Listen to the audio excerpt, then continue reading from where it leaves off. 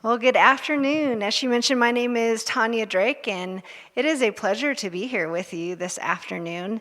I did come in from Seattle yesterday. We had an opportunity to connect with some students and some community college members up in Denver yesterday, and so it's been a lovely visit. We did hear about Action 22, and Lynn's okay. Yeah, she was in a terrible accident, but she's doing fine, and just want to give a shout out to Mike Beasley also, who introduced us to Action 22. It sounds like you guys are doing some amazing work down here. So they did ask me to come talk to you a little bit about Western Governors University. Just by a show of hands, how many have heard of WGU? Oh, excellent, wonderful. A new possible in higher education was really reimagined about 25 years ago. So 25 years ago, about 19 Western governors came together and really were perplexed about maybe reimagining higher education for a working adult. One of those governors is your own Roy Romer, who really was innovative in sort of his thinking through and reimagining what higher education could be. Fast forward 25 years, Western Governors University is now the nation's largest private nonprofit in the nation, serving about 130,000 students across the nation. So we serve more than just the Western Governors, but since we were started by those 19 Western Governors, we took on the name. That said, in Colorado, we're serving about 2,700 students as well, and so super excited to engage with you all. To share a little bit about my background, I grew up in rural Washington in a kind of a lumber town on the Columbia River. And so those sort of small town values are still with me. And I think about sort of my educational experience and opportunities when I was thinking through higher education. I'm a first generation college student. And I think my parents definitely had aspirations for me to go to college, but my options were community college, which I did. I stayed in my own community, and I went to a community college, and just appreciate all that you're doing here in the community. Apparently, we kind of coordinated on outfits today. And so just really value and appreciate the education that I got at a community college, and then went on to a brick and mortar type of university in Washington, also at the University of Washington.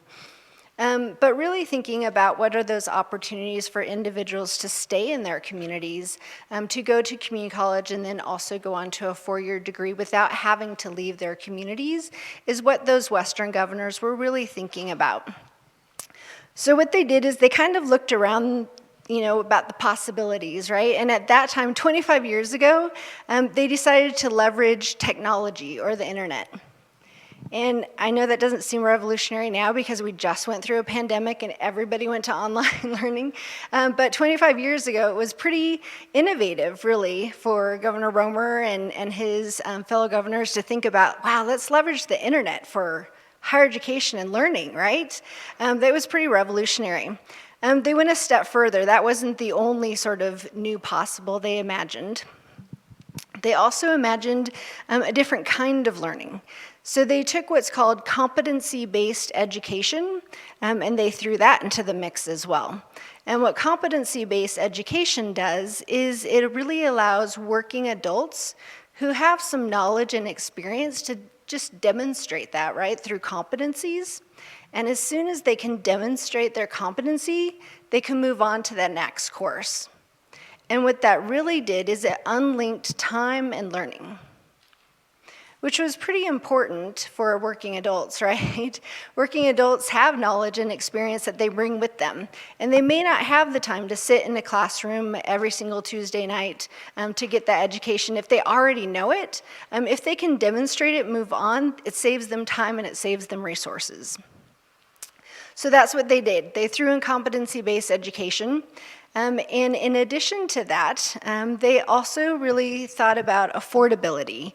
And even 25 years ago, the cost of education was starting to rise. Now it's like through the roof, right? The indebtedness for students is like the second highest to like consumer debt is debt going to higher education. So they said to themselves, okay, we need a flexible model, we need it online, we need competency-based, but it has to be affordable. The return to adults has to be quick, that return on investment. That said, they developed what's called a flat rate tuition. So at WGU, we have a flat rate tuition about $3,500 for a 6-month period.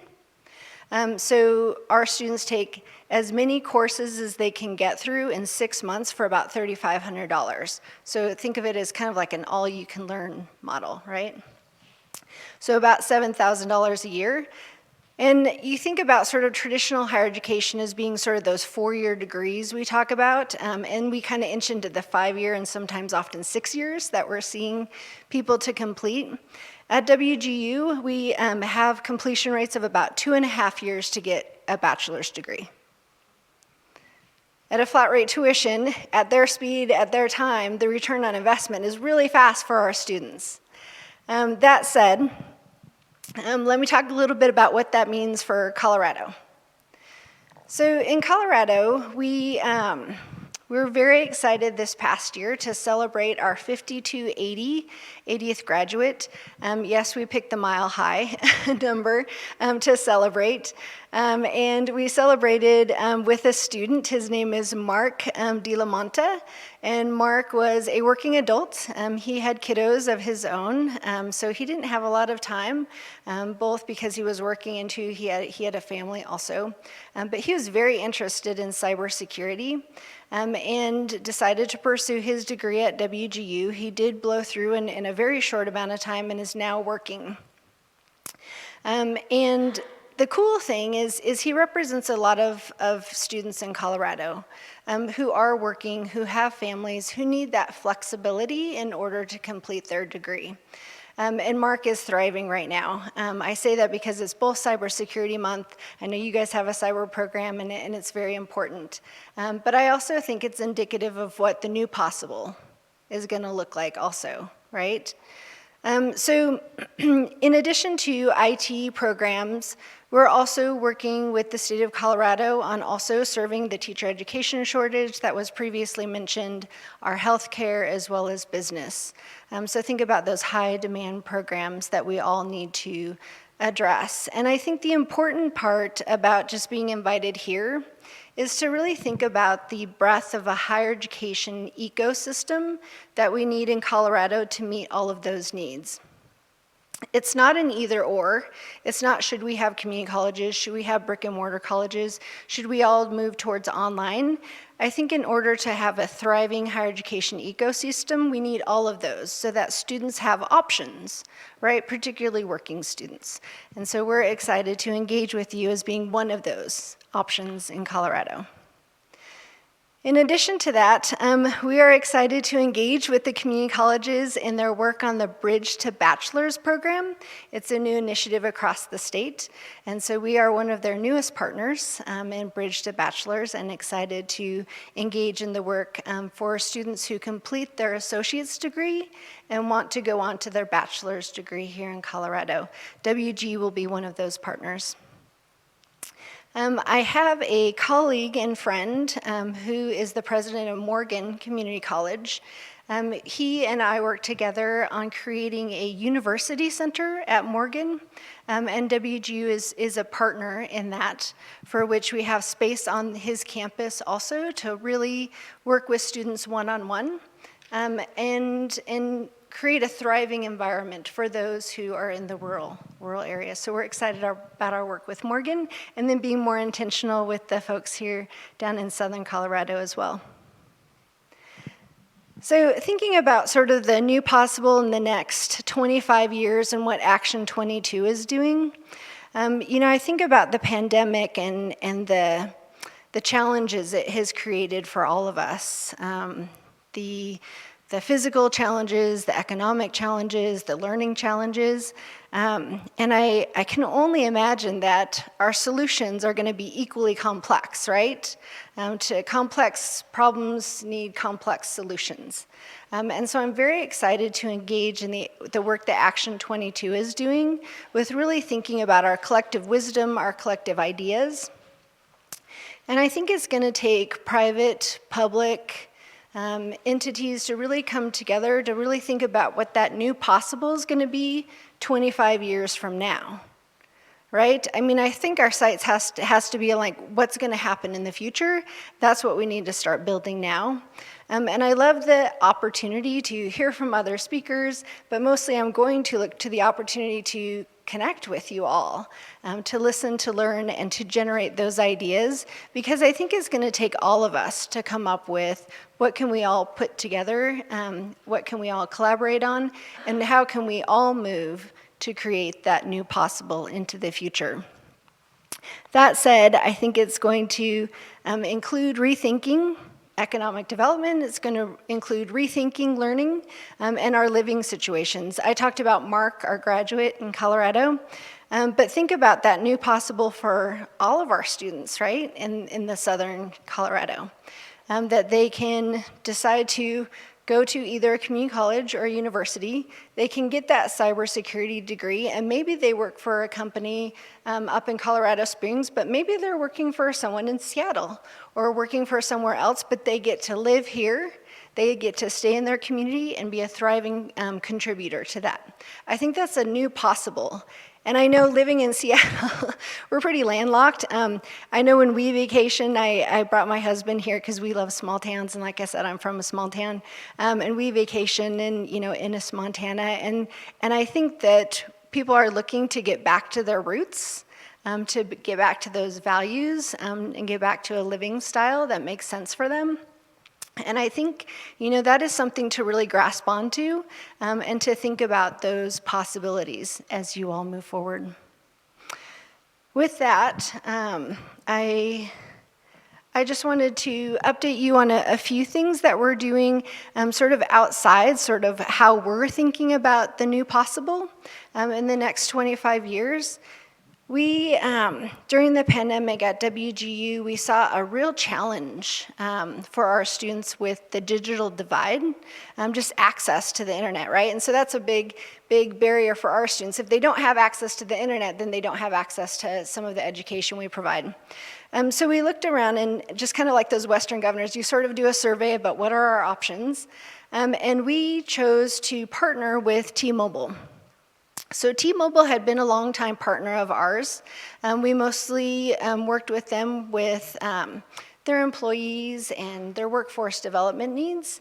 But they had rolled out a pretty big campaign, a $12 million project campaign, which they're going to spend $12 million in K-12 systems across the nation to ensure that students in K-12 had access to the internet. So they're giving away hotspots. So if you have any school districts you're working with and families who need hotspots, T-Mobile is giving them away, as well as the service.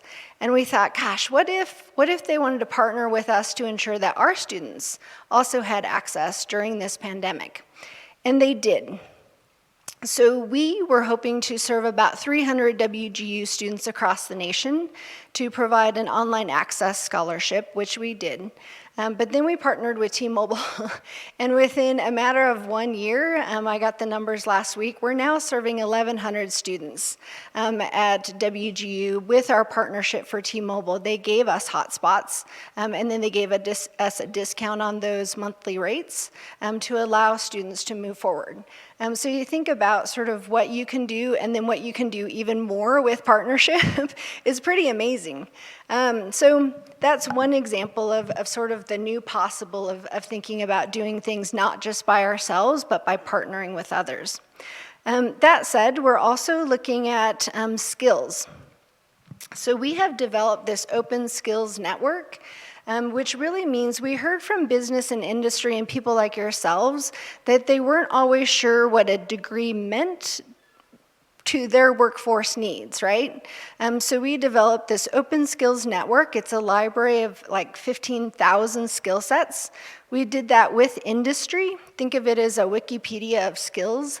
We now have Walmart and IBM and some pretty big players working with us on this open skills network, so that when they talk about communication and we talk about communication and our competencies, we're talking about the same thing. So when our students go back out into industry and those industries are hiring, that they're hiring for the skill sets, right? And we're trying to meet those. That said, this open skills network has now been adopted by Walmart. They're going to apply all their skills in their hiring for this. But it's open market, right? Anybody can participate, anybody can help us with these skills. There's no fees to be a part of this. We're just asking people to come together. Industry and higher ed, let's collaborate.